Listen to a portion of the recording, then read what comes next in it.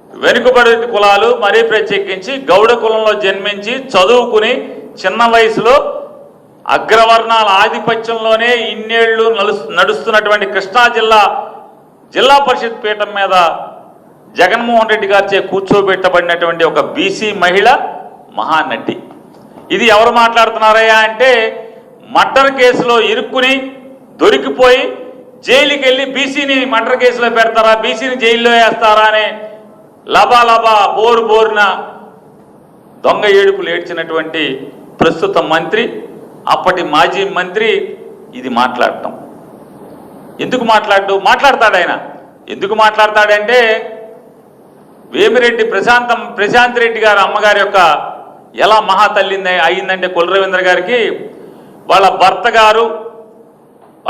గారు చుట్టూ ఉండేటువంటి మనుషులు జిల్లాలో ఎవరిని కూడా ఏ క్వార్ట్స్ మైన్ ఓనర్ని కూడా క్వార్ట్స్ని మైనింగ్ చేయనివ్వకుండా, ఎక్స్పోర్ట్ చేయనివ్వకుండా కేవలం ఎంపీ గారు అంటే ప్రశాంత్ రెడ్డి గారు వాళ్ళ కుటుంబం మాత్రమే ఎక్స్పోర్ట్ చేయాలి, మైనింగ్ వాళ్ళే చేయాలి. ఎవడు చేసినా ఆ క్వార్ట్స్ తెచ్చి వీళ్ళకే అమ్మాలి, వీళ్ళ ద్వారా ఎక్స్పోర్ట్ చేయాలి. దానికి ఎవడయ్యా అంటే నెల వారం అమ్మగారి దగ్గర నుంచి మహాతల్లి గారి దగ్గర నుంచి ఈ రాష్ట్ర మైనింగ్ శాఖ మంత్రికి వారం ముడుపులు వస్తున్నాయి, వారం మూటలు పంపిస్తున్నారు. కాబట్టి మరి వారం మూటలు వచ్చి పడుతున్నాయి కాబట్టి ఆవిడ మహాతల్లి. ఎందుకని మూటలు ఇస్తున్నారు కదా, ఆ మూటలను లోపలేసుకుంటానికి మా ఆవిడకి ఆయాసం వస్తుందని చెప్తున్నారు అటెండర్లు. మరి బాబు మేము పోయిపోతున్నామండి, అయ్యేమో డబ్బుల మూటలు కాబట్టి మాకు కూడా కాకుండా వాళ్ళే మోసుకుంటున్నారు, భార్యాభర్తలు మోసుకుంటాకి మళ్ళీ మోసి ఆయాసపడుతున్నాడు అని చెప్పి వాళ్ళ ఇంట్లో పనిచేసే గవర్నమెంట్లో పనిచేసేటువంటి ఆయనకు ఉన్నటువంటి వాళ్ళు మనుషులు చెప్తున్నారు బయట బందరంతా. మరి ఏం చేస్తాడు? ఆవిడ మరి మూటలు ఇస్తుంది కాబట్టి ఆవిడ మహాతల్లి, ఈవిడ బీసీ, నిజంగా బీసీ కులం కాబట్టి మరి ఆ మహాతల్లిని ఈవిడికి పోలుస్తూ ఈవిడ మహానటి. అలా కొల్లు రవీంద్ర కంటే కూడా అది మహానటుడు అనాలా, చెత్తనటుడు అనాలా, దొరికిపోయే నటుడు అనాలా, ఏమనాలి తెలీదు.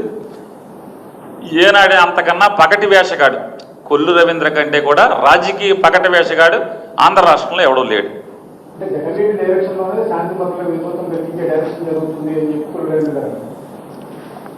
ఏమండి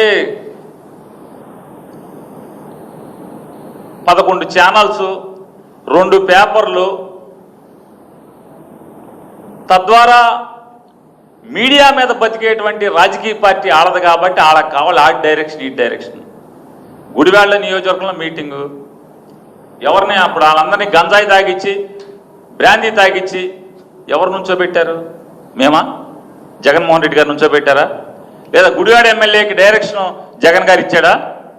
వాళ్ళందరినీ అక్కడ దారి కాయండిరా, కొడాలని కన్వెన్షన్లో వైఎస్ఆర్ కాంగ్రెస్ పార్టీ మీటింగ్ జరుగుతుంది, ఆ మీటింగ్కి వెళ్ళే దారి కాసి మీరందరూ బాగా తాగి గంజాయి తాగి బ్రాందీ తాగి కర్రలో రాడ్లు ఉంచుకుని కొట్టండి రా అని జగన్ గారు డైరెక్షన్ ఇచ్చాడా? ఎవరు నుంచున్నారు? వాళ్ళు ఎందుకు నుంచున్నారు?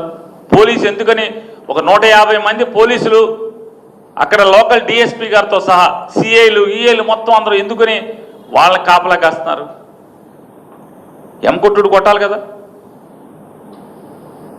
ఏం చేస్తారన్న? శాంతి భద్రతకు విఘాతం కలిగిస్తే ఏం చేయాలి పోలీసులు? వాళ్ళ పాత్ర పోషించరా?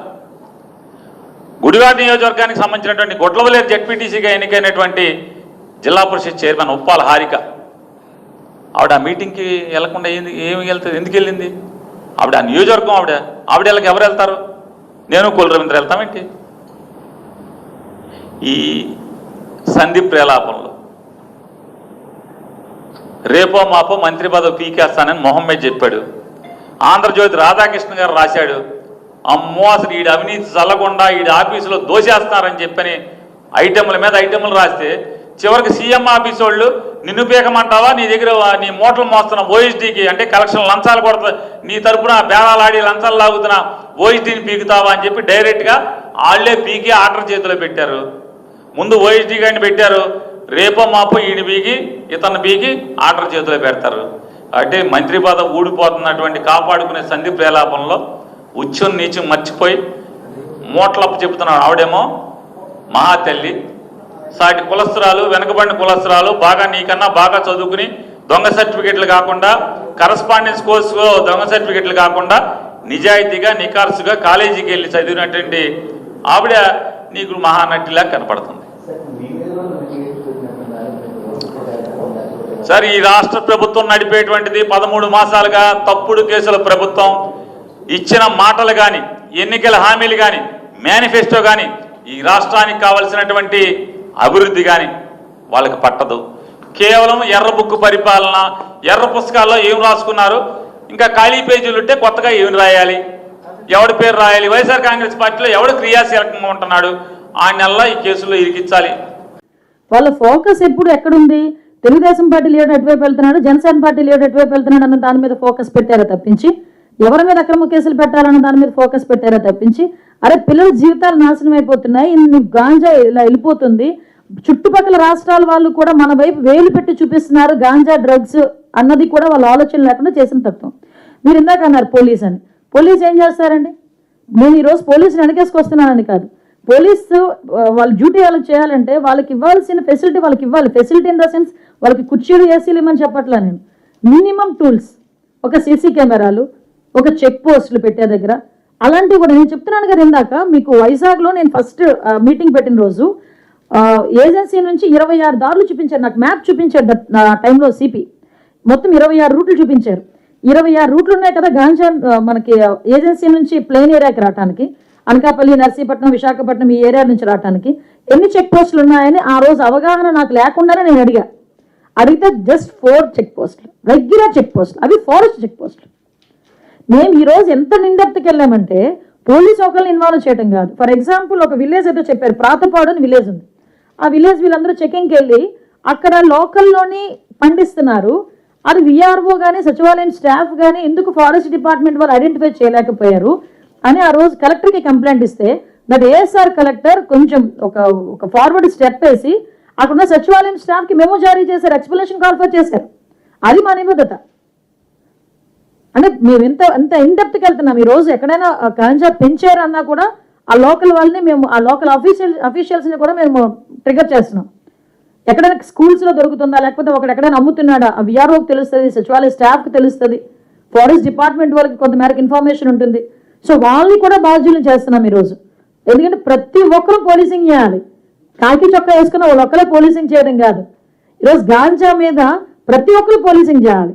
అప్పుడే దీన్ని నిర్మూలించడానికి ఒక సరైన మార్గం కూడా మనందరికీ కూడా దొరుకుతుంది. ఇది మనందరి భవిష్యత్తు అండి. ఒక తరం నాశనం అయిపోతుంది. అందువల్ల మేము కూడా ఇంత టార్గెట్ చేయాల్సి వస్తుంది. మేడం, ఇంతవరకు గంజా ఎంతగా పండించినారా అంటే అటవీ ప్రాంతంలో అంటే ఫారెస్ట్ డిపార్ట్మెంట్ ఆఫీసర్స్ పాత్ర లేకుండా జరిగిందని మీరు భావిస్తున్నారా? ఖచ్చితంగా వాళ్ళ పాత్ర ఉంటుంది కదా. మీకు కాదండి, ఇప్పుడు మేము ఉన్నాము, ఒక ఫారెస్ట్ ఆఫీసర్కి మెమో ఇచ్చాం. సో దెన్ వాళ్ళు ఏం చేస్తారు, నెక్స్ట్ ఫారెస్ట్ ఆఫీసర్ ఏం చేస్తారు, అమ్మో రేపు నాకు మెమో వస్తుందేమో, సో నేను కొంచెం కాన్సన్ట్రేట్ చేయాలి, నేను కొంచెం చెక్ చేసుకోవాలి అన్న థింకింగ్ వస్తుంది. అసలు నీకు పనే లేకపోతే ఎందుకు చూస్తాడు ఎవడైనా? పైనుంచి మీకు ఇన్స్ట్రక్ట్ చేసే ఆఫీసర్ కూడా ఇన్స్ట్రక్ట్ చేసే సిస్టమ్ కూడా లేనప్పుడు వాళ్ళు చెక్ చేసుకుంటారు. సో నేనేమంటానంటే ప్రతిదానికి ఇప్పుడు 1వ తరగతి నుంచి 10వ తరగతి వరకు సంవత్సరం ఎగ్జామ్స్ పెడుతూనే మధ్యలో ఎందుకు ఎగ్జామ్స్ పెడతారు ఎవరైనా? సార్ ఆలోచించండి. నేను ఒక టీచర్నే కాబట్టి ఇది ఎగ్జాంపుల్ తీసుకున్నాను నేను. కానీ మనం కూడా ఇప్పుడు సిస్టమ్ అనేది పనిచేయాలి. సిస్టమ్ పనిచేసేటప్పుడు అన్ని సక్రమంగా పనిచేస్తాయి. సిస్టమ్ పని చేయలేనప్పుడు ఇలాంటివన్నీ జరుగుతాయి. ఆ టైప్ ఆఫ్ సిస్టమ్ పని చేయాలి లాస్ట్ 5 years. మళ్ళీ మేము వచ్చి గాడిలో పెడుతున్నాం. సో ఒకటండి, వాళ్ళు చేశారా వీళ్ళు చేశారా అన్నది కాదు. ఈరోజు మేము చేయాల్సిన బాధ్యత ఉంది, మేము చేసుకుంటున్నాం. ఈరోజు అందరూ కూడా వర్క్ చేస్తున్నారు. That's it. మేడం, మీకు లిస్ట్ నేను పెడతానండి, ఇంచుమించుగా పేర్లతో సైతం ఉంది. మేము ఒకసారి మీకు లిస్ట్ ఇస్తాను. మేడం, మీరు సెంట్రల్ జైలుకి వెళ్ళారు వైజాగ్లో. ఫస్ట్ మీరు అయిన టైంలో చాలా మంది అమాయకుల్ని లోపల ఉన్నారు, వాళ్ళతో ఎక్కువ నిండిపోయిందని చెప్పారు. సో దాంట్లో ఏమైనా చేంజ్ వచ్చిందా? చేంజ్ చాలా వచ్చిందండి. ఇప్పుడు విషయం ఏంటంటే కొంతమంది పిల్లలు ఈరోజు భయపడుతున్నారు. భయం ఎంతవరకు వచ్చిందంటే ఎన్డీపీఎస్ కేసులోకి వెళ్తే వాళ్ళకి తిరిగి బెయిల్ రాదు. నేను మొన్న వెళ్ళేటప్పుడు కూడా 2-3తో మాట్లాడాను. ఒక ఆమె చెప్తుంది వాళ్ళ అబ్బాయికి సంథింగ్ స్కూల్ ఫీజు కట్టేదానికి వాళ్ళకి డబ్బులు లేవు, ఒక 15,000 రూపాయలు కావాలి. సో వాడికి ఎలాగ సంపాదించాలి 15,000 రూపాయలు అనుకున్నాడు. ఇక్కడ నుంచి ఇక్కడ ట్రాన్స్పోర్ట్ చేస్తే నీకు ఒక 20,000 ఇస్తామన్నాడు. సో ట్రాన్స్పోర్ట్ చేయడానికి సిద్ధపడ్డాడు. బట్ ఇదే టైంలో ఈగల్ టీం వచ్చింది, పట్టుకుంది, వాళ్ళని తీసుకెళ్లి సెంట్రల్ జైల్లో వేశాం. అబ్బాయి భవిష్యత్తు, నేను సెంట్రల్ జైలు విజిట్ చేసినప్పుడు అరౌండ్ 2,000 మెంబర్స్ ప్రిజనర్స్ ఉంటే అందులోని అరౌండ్ రిమాండ్ ఖైదీలు ఒక 1,000 to 1,200 మంది రిమాండ్ ఖైదీలు ఉంటే 700 ఓన్లీ గాంజా కేసులు, 700 to 800. అందులో 500 ఏజ్ గ్రూప్ 19 నుంచి 23 ఏజ్ గ్రూప్. నేను వాళ్ళ దగ్గరికి వెళ్ళి ఎన్ని రోజుల నుంచి ఉన్నావు అని అడిగాను. నేను అమ్మ సంవత్సరం అయింది. అదేంటి బెయిల్ రాలేదా? బెయిల్ ఇచ్చే వాళ్ళు ఎవరు లేరమ్మా మాకు. అదే బెయిల్ ఆటోమేటిక్గా రాదండి. పక్కన జైలు చెప్తున్నాడు రాదండి. ఏదైనా వాళ్ళు ప్రాపర్టీ షూరిటీ పెట్టాలి. ప్రాపర్టీ నేను ఇలా చూశాను అబ్బాయి వైపు. అబ్బాయి నా వైపు చూసి ఏమన్నాడు తెలుసా? ఆ ప్రాపర్టీ ఉంటే మేము ఎందుకు ఈ పని చేస్తాం మేడం. నిజమే కదా. సో దాని గురించేనే ఈరోజు అక్కడ ప్రిజన్లో కాదండి, హోమ్లో అది గాంజా బేస్ కాదండి. అక్కడికి వెళ్ళే ఆడపిల్లలు కూడా ఎలా ఉంటారంటే మానసికంగా కొంచెం ఇబ్బంది పడే మనుషులు ఉంటారు. ఎందుకంటే కొంతమంది రేప్ వాళ్ళు విక్టిమ్స్ ఉంటారు, చచ్చిపోయారు అందరూ కూడా.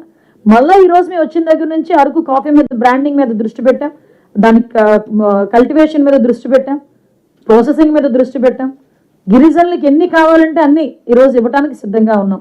ఆల్టర్నేటివ్ క్రాప్స్ కానీ నేను చెప్తున్నాను కదా, 3 సంవత్సరాలు సిల్వర్ ఓక్ పెరగడానికి, మళ్ళీ తిరిగి ఏంటి మాకు రిటర్న్స్ ఎలాగా, వాటికి పెంచడానికి వాటి అన్నిటికీ డబ్బులు అయితే ఇస్తారు మా పొట్టకుటికి. సో మేము ఇంటర్ క్రాప్స్ని కూడా మేము మోటివేట్ చేస్తున్నాం. 3 monthsకి 4 monthsకి వచ్చే క్రాప్, అది కూడా డైరెక్ట్గా గవర్నమెంట్ వెళ్ళి కొనుక్కునే పరిస్థితుల్లో ఈరోజు కొన్ని NGOs ఆర్గనైజేషన్స్ ముందుకు వస్తున్నాయి అవి కొనుక్కోవడానికి. సార్ ఒకటేంటంటే చిత్తశుద్ధితో పనిచేస్తున్నాం. నేను ఫస్ట్ వర్డ్ మేము చెప్తున్నా, గౌరవ ముఖ్యమంత్రి గారు ఒక యజ్ఞంలో పనిచేస్తున్నారు. ఆయనతో పాటు మేము కూడా అంతే చిత్తశుద్ధితో మేము అందరం వర్క్ చేస్తున్నాం. మా అదృష్టం కూడా ఏంటంటే ఒక మంచి టీమ్ లీడర్ ఈగల్కి. సో హ్యాపీగా ముందుకెళ్తుంది, అందరూ సహకరించండి మేడం.